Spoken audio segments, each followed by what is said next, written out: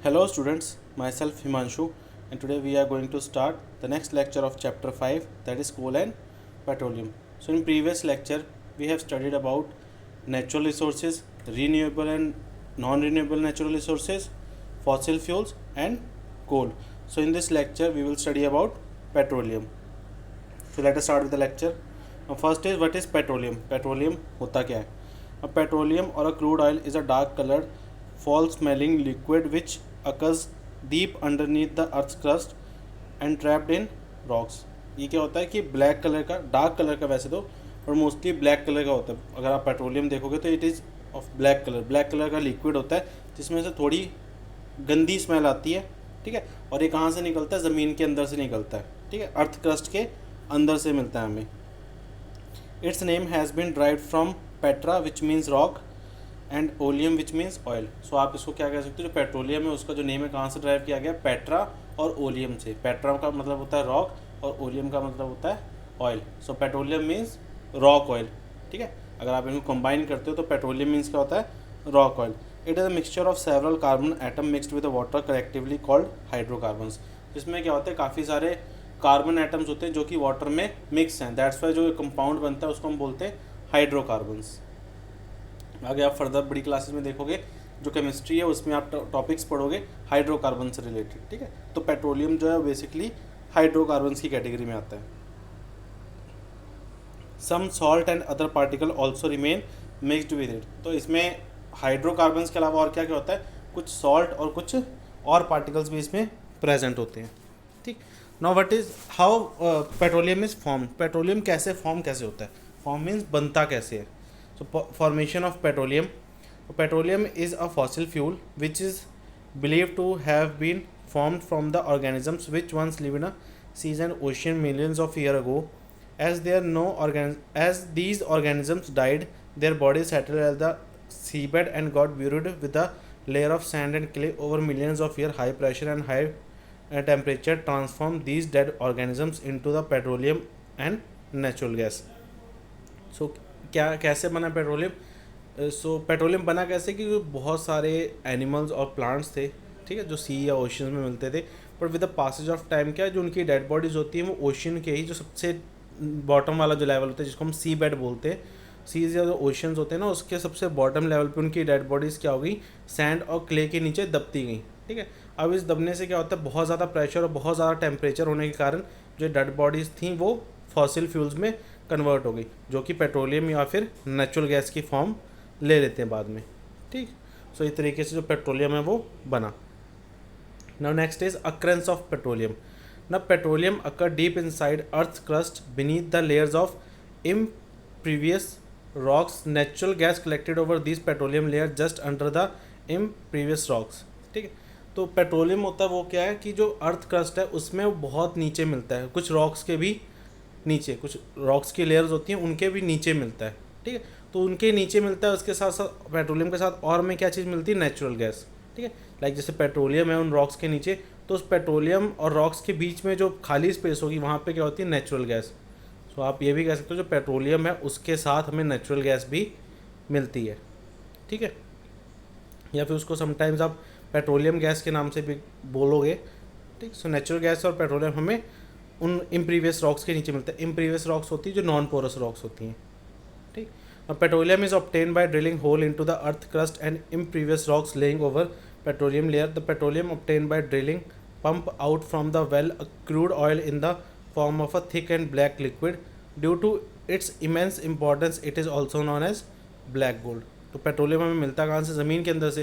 अब ज़मीन के अंदर से निकालने के लिए हमें क्या करना पड़ता है? जो अर्थ क्रस्ट है उसको ड्रिल करना पड़ता है, उसमें होल्स करने पड़ते हैं. फिर उन होल्स में से जो पेट्रोलियम है जो कि ब्लैक थिक लिक्विड है उसको बाहर निकाला जाता है. ठीक. और उसके बाद में रिफाइन किया जाता है, मतलब आगे सेपरेट आउट किया जाता है. पेट्रोलियम अकेला पेट्रोल नहीं होता. पेट्रोलियम में आगे और भी बहुत सारे कंपोनेंट्स होते हैं जो हम भी आगे पढ़ेंगे. तो पेट्रोलियम क्या होता है? थिक ब्लैक लिक्विड है जिसको निकाल के आगे उसको रिफाइन किया जाता है. बट बिकॉज ऑफ पेट्रोलियम के जितने प्रोडक्ट्स हैं सारे बहुत यूज़फुल होते हैं. दैट्स वाई इनका इतनी इंपॉर्टेंस होने के कारण इस फ्यूल जो कि पेट्रोलियम है उसको हम ब्लैक गोल्ड भी बोलते हैं. ब्लैक गोल्ड इसलिए बिकॉज देखो गोल्ड महंगा होता है और काफ़ी ज़्यादा कॉस्टली कह सकते हो या काफ़ी ज़्यादा इंपॉर्टेंट मेटल है. सेम उसी वजह से जो फॉसिल फ्यूल्स है उसमें ये एज अ गोल्ड कह सकते हैं, but because of its colour black colour होने के कारण इसको ब्लैक गोल्ड बोलते हैं। ठीक। और the next topic is refining of petroleum. Refining means होता है सेपरेट आउट करना या अलग अलग करना। ठीक है। अब पेट्रोलियम की रिफाइनिंग कैसे की जाती है और क्या क्या मिलता है हमें उसकी रिफाइनिंग से। Now petroleum contains several hydrocarbon having different boiling points as the number of carbon in a hydrocarbon increases its boiling point also increases creating different components। तो देखो हाइड्रोकार्बन से बने होते हैं पेट्रोलियम। अब पेट्रोलियम में जितने नंबर ऑफ कार्बन्स बढ़ेंगे उतना क्या होता है, बॉइलिंग पॉइंट बढ़ जाता है, और जैसे जैसे बॉइलिंग पॉइंट बढ़ता है वैसे वैसे कंपोनेंट जो है वो सेपरेट होता या कह सकते हो अलग अलग टाइप के कंपोनेंट्स बनते हैं फिर पेट्रोलियम में। ठीक। और these components are called fractions and the process of separating these fractions of petroleum by fractional distillation is called refining. So ये जो डिफरेंट डिफरेंट कंपोनेंट्स हैं जिनमें different different number of carbon atoms होंगे, तो इन fractions को बोलते हो आप, सॉरी इन कंपोनेंट्स को आप बोलते हो फ्रैक्शंस। ठीक है। एंड इन फ्रैक्शंस को सेपरेट करने की जो टेक्निक होती है जिसको फ्रैक्शनल डिस्टिलेशन बोलते हैं, इन पूरी प्रोसेस को आप बोलते हो refining. With the help of technique fraction distillation the petroleum is divided into its component and the whole process is known as refining. Now fractional distillation of petroleum is carried out in a tall fractionating column and fractionating tower in oil refineries। So जो oil refineries होती हैं जहाँ पे petroleum को separate किया जाता है अलग अलग कंपोनेंट्स में, वहाँ पे क्या होता है कि बहुत लाइक टॉल टावर टाइप सा होता है जिसमें जो पेट्रोलियम है उसके अलग अलग फ्रैक्शन जो है वो सेपरेट आउट किए जाते हैं। ठीक। Now crude oil is first heated about 400 degrees Celsius in a furnace and the vapors thus formed are fed into the fractionating tower। The vapors of highest boiling fraction condense first and get collected near the base of fractionating tower। The vapor of the lower boiling fraction rises up and condense later at different heights।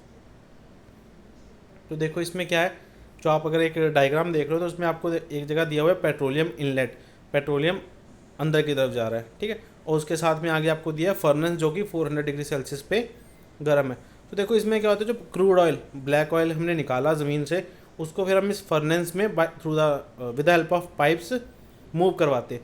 उससे क्या होता है कि 400 degree Celsius पे ये petroleum heat up होता है और सारा गैसेस फॉर्म में कन्वर्ट हो जाता है। आगे फिर एक हमारे पास पूरा फ्रैक्शनेटिंग कॉलम है जिसके डिफरेंट डिफरेंट टावर्स है। इसमें क्या, अगर चीज़ एक बार ऊपर चली गई तो वापस नहीं आती। ठीक है। इसमें एक ये फंक्शन होता है जो आप देखोगे नॉब्स जो ऊपर की तरफ एरो दिया हुआ है तो उसके ऊपर एक प्लेट जैसी लगी हुई है।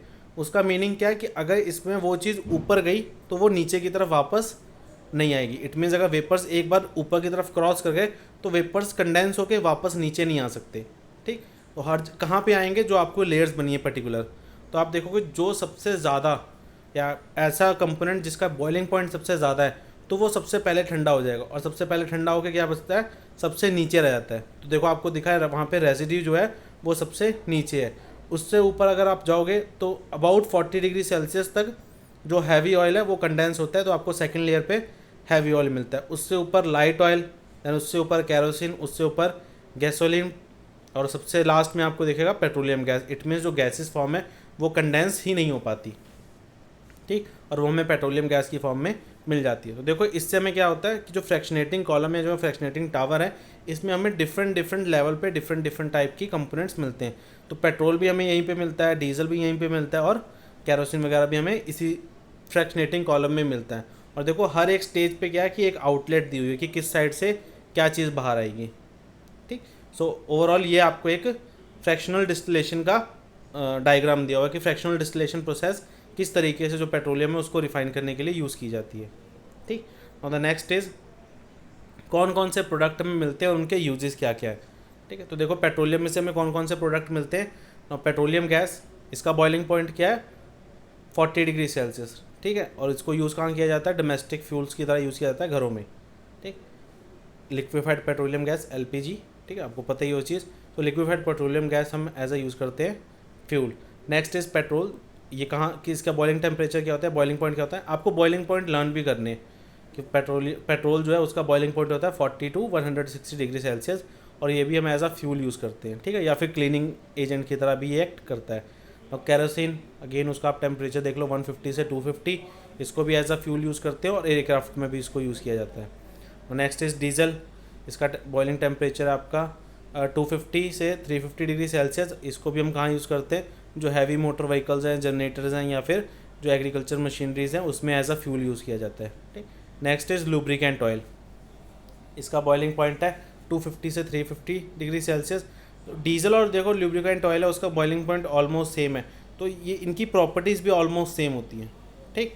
Now it is use as a lubricant in machine में एज अ लुब्रिकेंट यूज़ होता है ये। नेक्स्ट इज पैराफिन वैक्स, जिसका बॉइलिंग पॉइंट 350 डिग्री सेल्सियस से भी ज़्यादा होता है। ठीक है, तो ये आपको कैंडल्स वगैरह बनाने में, या जो वैसलीन मिलती है हमें मार्केट में, वो ग्रीस पॉलिश ये सब बनाने में इसको यूज़ किया जाता है। और लास्ट इज एसफॉल्ट या बिटुमेन जिसको बोलते हैं, इसका बॉइलिंग पॉइंट भी क्या होता है 350 से अबव होता है। और ये किस लिए यूज़ किया जाता है? In paint surfacing on the roads. ठीक है, कि रोड्स की जो सरफेसिंग की जाती है उसके लिए यूज़ किया जाता है। ठीक। और the next is natural gas. Natural gas होती क्या है? और natural gas is a very important fossil fuel obtain from the petroleum wells. अभी हमने बताया था पीछे कि जो पेट्रोलियम जहाँ से मिलता है उसी के ऊपर हमें नेचुरल गैस भी मिलती है। तो पेट्रोलियम वेल में से हमें नेचुरल गैस मिलती है। It is stored under the high pressure and is known as a compressed natural gas और सीएनजी। ठीक है, इसको सीएनजी या फिर कंप्रेस्ड नेचुरल गैस बोला जाता है। और बिकॉज ये काफ़ी हाई प्रेशर के अंडर स्टोर की जाती है। ठीक है, दैट्स वाई इसको सी या वहाँ से ऐड हुआ, कंप्रेस्ड एंड नेचुरल गैस इसका नेम होता है। ठीक। और this gas mostly contains methane which burns completely to form carbon dioxide and water vapour. Because of ये कम्प्लीटली बर्न होता है तो ये पॉल्यूटिंग गैस नहीं होती। ठीक है, सीएनजी पॉल्यूट नहीं करती। क्यों? Because of complete burning. अगर कंप्लीट बर्निंग नहीं होती तो कार्बन मोनोऑक्साइड बनता है जो कि एयर को पॉल्यूट करता है। ठीक। Now beside methane it contains propane and butane in small proportions. तो मीथेन के अलावा प्रोपेन और ब्यूटेन भी इसमें मिलते हैं। ठीक। Now CNG is considered as clean fuel because it leaves behind no residue upon combustion and its emission are free from suspended particles matter। और suspended particle matter की शॉर्ट फॉर्म होती है SPM। ठीक। तो इसमें क्या होता है कि कोई रेजिड्यू नहीं मिलता और कोई भी सस्पेंडेड पार्टिकल्स मैटर नहीं मिलते। इट मीन्स क्या है कि अगर सीएनजी बर्न हो रही है तो कुछ ब्लैक कलर का रेजिड्यू या ब्लैक एयर में पार्टिकल्स एमिट नहीं करती। ठीक है। Now next is advantage of CNG. CNG के एडवांटेजेस क्या है? It can be transported easily. Pipes के थ्रू आप इसको ईजिली एक जगह से दूसरी जगह ट्रांसपोर्ट कर सकते हो। It is available for use at a reasonable price. थोड़ी कॉस्टली नहीं है ज़्यादा, तो रीजनेबल प्राइस पे अवेलेबल है, वो भी इसका एक एडवांटेज है। Next, it is a clean fuel. साफ फ्यूल है, इट मीन्स कोई पोल्यूशन ज़्यादा नहीं करता। इसके डिसएडवांटेजेस देखो क्या है। डिसएडवांटेज क्या है इसके? It has a low ignition temperature which makes it unsafe to use. जो सीएनजी है ना उसका इग्निशन टेम्परेचर लो है। इट मीन्स है थोड़ा सा भी अगर आपको इसको लाइक चिंगारी मिल जाती है तो ये बर्न हो जाती है। ठीक। सो ये थोड़ा सा अनसेफ है as compare to other fuels. Next is it is available only at a place where pipelines have been laid. देखो लाइक आपको पता है कि दिल्ली में सीएनजी मिल जाती है, बट बाकी किसी और स्टेट में आप देखोगे तो सीएनजी मिलेगी तो बहुत कॉस्टली मिलेगी क्योंकि वहाँ पे पाइपलाइंस नहीं है।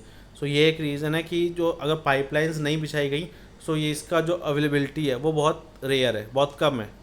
ठीक। Next is usage of CNG. CNG के क्या क्या यूज़ हो सकते हैं? और first, it is used in generating electricity. Electricity बनाने में यूज़ की जा सकती है। It is use in manufacturing number of chemicals. Chemicals बनाने में सीएनजी यूज़ की जा रही है। फर्टिलाइजर्स बनाने में सीएनजी यूज़ की जा रही है। ठीक है। And also it is use as a fuel in vehicles में एज अ फ्यूल भी इसको यूज़ किया जा रहा है। क्यों? बिकॉज ऑफ ये पोल्यूशन नहीं करती। दैट्स वाई इसको एज अ बेटर फ्यूल या कह सकते हो एज अ क्लीन फ्यूल की तरह यूज़ किया जा रहा है ऑटोमोबाइल्स में। ठीक। Next is conservation of natural resources. हमने पढ़ तो लिया कि हमने ये नेचुरल रिसोर्सेज हमारे पास रिन्यूएबल है, नॉन रिन्यूएबल है, बट हमें अगर जो नॉन रिन्यूएबल है जो ख़त्म होने वाले हैं अगर हमने उनको बचाया नहीं तो एट द एंड क्या होगा, हमारे पास ये दोबारा से यूज़ करने के लिए नहीं बचेंगे। ठीक है। सो इसके लिए हमें क्या करना है कि जो जितना हो सके हमने उतना इन नेचुरल रिसोर्सेज को बचाना है। So we have learned in this chapter the most of the natural resources are finite. It means that if we use them continuously and carelessly, we may finish them very shortly. We have also come to know that the fossil fuel require millions of years to form. ठीक है, देखो fossil fuels natural resources में आते हैं। अब वो क्या है कि अगर एक बार ख़त्म हो गए तो मिलियन ऑफ ईयर्स बाद बनेंगे। तो अगर हम उनको ऐसे ही फालतू में यूज़ कर रहे हैं या बहुत ज़्यादा एक्स्ट्रा यूज़ कर रहे हैं, वेस्ट कर रहे हैं, तो एक टाइम ऐसा है कि हमारे पास ये बचेंगे नहीं। और वो क्या होगा हमारे पास कि जो इन फ्यूल्स का जहाँ पे भी यूज़ होता है तो हमारे पास वो जो मशीनरीज़ है या जो व्हीकल्स है फिर वो किसी काम के नहीं बचेंगे। ठीक है। तो इनके ऑल्टरनेटिव्स भी होते हैं, सो हम उनका ऑल्टरनेटिव यूज़ करके जो नेचुरल रिसोर्सेज है उनको कंजर्व कर सकते हैं। ठीक। Next is energy saving tips कि जो हम नेचुरल रिसोर्सेज हैं इनको हम कैसे बचा सकते हैं, क्या क्या टिप्स हो सकते हैं या कैसे कैसे इनको बचाया जा सकता है। सो देखो इनका क्या है कि अगर आपके पास कोई नेचुरल रिसोर्सेज का यूज़ कर लाइक पेट्रोल है, ठीक है, तो पेट्रोल हम यूज़ करते हैं व्हीकल्स में। अगर हमने बहुत पास कुछ काम करने जाना है तो ज़रूरी नहीं कि आपको एज अ व्हीकल पूरा लेके जाना पड़े, आप पैदल जा सकते हो या फिर साइकिल पे जा सकते हो या फिर उसके अलावा और भी कोई ऑल्टरनेटिव ऑप्शन यूज़ कर सकते हो। ठीक है, सो ऐसे और कौन कौन से वेज हो सकते हैं, देखो first is cook the food between low to medium flame as a gas stove on a gas stove. तो अगर आप बहुत ज़्यादा डिम या बहुत ज़्यादा लो फ्लेम पे पका रहे हो तो आपको ज़्यादा फ्यूल यूज़ होगा फूड पकाने के लिए। ठीक है, तो आप थोड़ा मीडियम या लो फ्लेम के बीच में जो फूड है उसको कुक कर सकते हो। Next is cover the food while cooking to keep it in a shorter time, to cook it in a shorter time. इसमें क्या है कि आप प्रेशर कुकर वगैरह का यूज़ करो, अगर आप ऊपर से कवर कर दोगे तो हीट लॉस नहीं होगा और ज़्यादा फ्यूल भी यूज़ नहीं होगा खाना बनाने के लिए। Soak hard pulses overnight to cook them fast. जैसे आप देखते हो राजमा वगैरह अगर बनाने होते हैं तो उसको क्या करते हैं, रात को सोक कर देते हैं। ठीक है, तो ये एक अच्छा वे है, अगर आप सोक करोगे तो कम हीट या कम फ्यूल यूज़ होके जो राजमा है वो बन जाएंगे। बट अगर आप उसको सोक नहीं करते तो बहुत ज़्यादा हीट यूज़ होती है पहले उसको बनने में। Get your vehicles pollution and efficiency check to avoid wastage of fuel. अपना जो व्हीकल है उसका जो पोल्यूशन वगैरह चेक कराओ time to time, so that engine proper work करे और ज़्यादा फ्यूल कंज्यूम ना करे। Use fuel free vehicles like bicycle और rickshaw for short distance travel. मैंने आपको पहले बता दिया कि अगर आपने कहीं पास जाना है तो आप जो फ्यूल ना यूज़ करने वाले व्हीकल्स है लाइक बाईसाइकिल है, ऑटो रिक्शा है, ऑटो रिक्शा मतलब जो रिक्शे चलते हैं, ठीक है, पैडल वाले, उस रिक्शा को यूज़ कर सकते हैं हम। Last is use more and more alternative energies devices like solar cooker, solar heater, electric और battery operated car and scooters. So ऐसा भी हो सकता है कि आप जो नेचुरल रिसोर्सेज से चलने वाली चीज़ें हैं लाइक पेट्रोलियम या फिर डीजल वगैरह, इनसे जो चलने वाले व्हीकल्स हैं, आप उनकी जगह कुछ और अल्टरनेट भी यूज़ कर सकते हो लाइक जो इलेक्ट्रिसिटी से चलने वाले हैं। ठीक है, आजकल आते हैं ना ई रिक्शा आते हैं जो इलेक्ट्रिसिटी से चलते हैं, या फिर जो सोलर कुकर से या सोलर कुकर नहीं, सोलर पैनल से एनर्जी स्टोर की जा सकती है और आप उसको भी एज आगे यूज़ कर सकते हो फॉर चार्जिंग बैटरीज। ठीक, सो इस तरीके से ऑल्टरनेटिव भी आप यूज़ कर सकते हो अपने जो व्हीकल्स हैं उनके लिए। So thank you students.